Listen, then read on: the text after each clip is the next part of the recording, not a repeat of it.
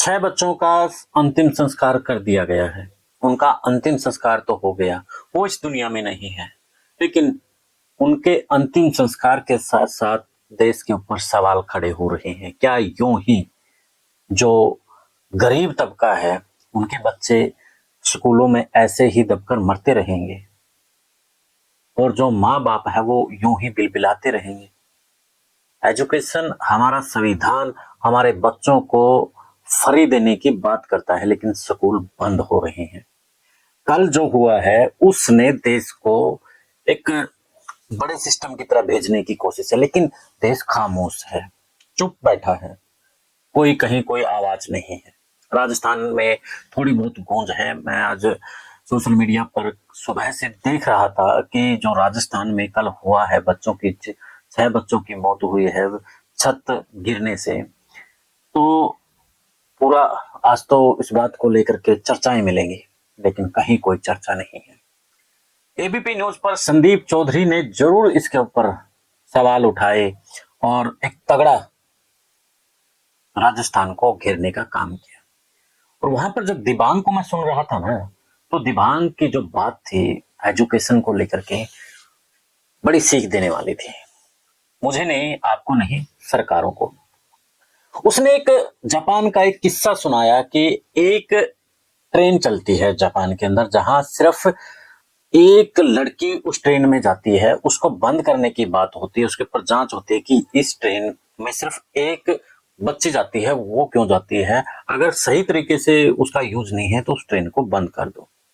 पता चलता है कि वो लड़की पढ़ने के लिए जाती है और फिर निर्णय लिया जाता है कि जब तक ये बच्ची पढ़ती है, इसको स्कूल जो ट्रेन है उसको बंद नहीं करेंगे। यानी कि जापान एक छोटा सा देश है, वो शिक्षा की कितनी अहमियत समझता है। एक लड़की के लिए वो पूरी ट्रेन 3 साल तक चलाता है। लेकिन भारत में यहाँ पर कुछ और ही स्थिति है। यहाँ पर आप देखेंगे कि अगर 10 भी बच्चे हैं, स्कूल को मर्ज कर दो, बंद कर दो।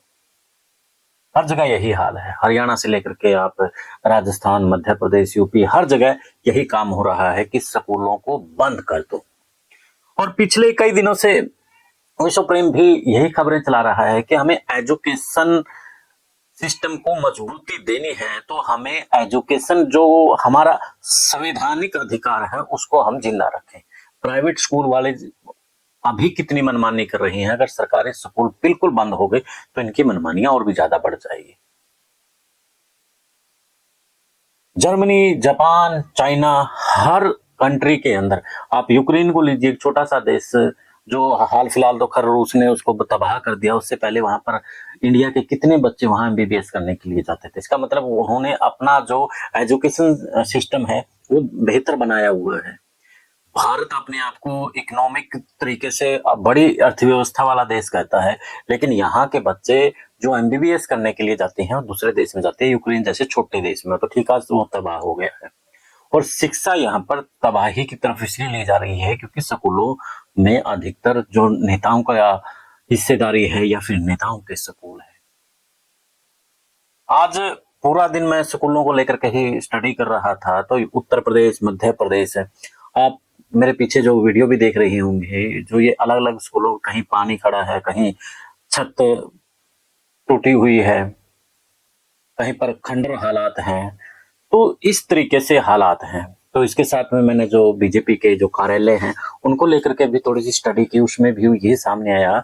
मैं पहले राजस्थान की बात ही करूंगा क्योंकि राजस्थान में जिस तरीके से स्कूलों के हालात बद से बदतर हो रहे हैं, बच्चे दबकर मर रहे हैं। अकेले झालवाड़ा की बात करें तो ये एक स्कूल नहीं था, ऐसे स्कूल कम से कम 10 से 12 स्कूल ऐसे हैं जहां पर कभी भी कोई भी बड़ा हादसा हो सकता है। और 80 के लगभग ऐसे स्कूल हैं जो अभी मरम्मत मांग रहे हैं। और बहुत से स्कूलों के तो अंदर बच्चों के साथ अध्यापकों ने मिलकर के पैसा इकट्ठा करके स्कूलों का उसको मरम्मत करवाया है, यानी कि स्कूलों की मरम्मत करवाई है। तो अभिभावक और जो स्कूल के टीचर हैं वो वहां पर वो करवा रहे हैं, मरम्मत करवा रहे हैं। तो राजस्थान की सरकार क्या कर रही है? राजस्थान की सरकार 6000 वर्ग फीट के ऊपर एक आलीशान बीजेपी का दफ्तर बना रही है, जहां पर 50 कमरे होंगे, यानी कि होटल जैसे लग्जरी होटल होता है उस तरीके से बनाने की कोशिश है। वहां पर जो प्रदेश अध्यक्ष है, अलग अलग प्रकोष्ठों के अध्यक्ष है, तो उनके लिए आलीशान सुविधा करवाई जा रही है। तो गरीबों के स्कूलों को क्यों बंद किया जा रहा है, बड़ा सवाल इस वक्त ये खड़ा हो रहा है। इसके अलावा यूपी के अंदर भी ऐसे हालात मिले हैं। यूपी के अंदर भी बड़े बड़े आलीशान बीजेपी के कार्यालय बनाए जा रहे हैं, वहां पर भी स्कूल मर्ज किए जा रहे हैं। ऐसे ही मध्य प्रदेश है, ऐसे ही हरियाणा है। तो दोस्तों बड़े गंभीर हालात हैं। आपसे आपके जो अधिकार हैं वो छीने जा रहे हैं।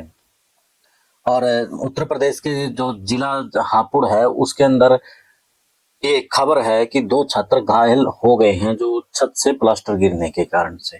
तो हर दिन आपके बच्चों का क्या हालात हो रहे हैं। जागिए, अगर आप नहीं जागे तो कब जागेंगे साथियों।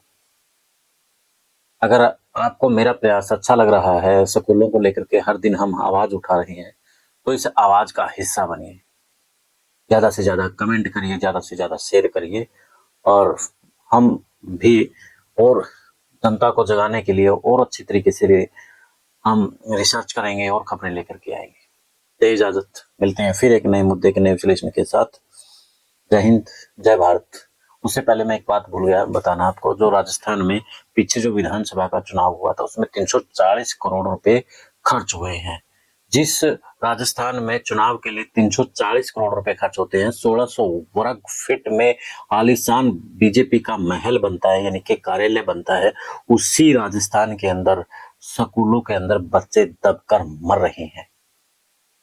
ये बड़ा आंकड़ा दे रहा हूँ साथियों, आपको क्या कहेंगे जरूर बताना।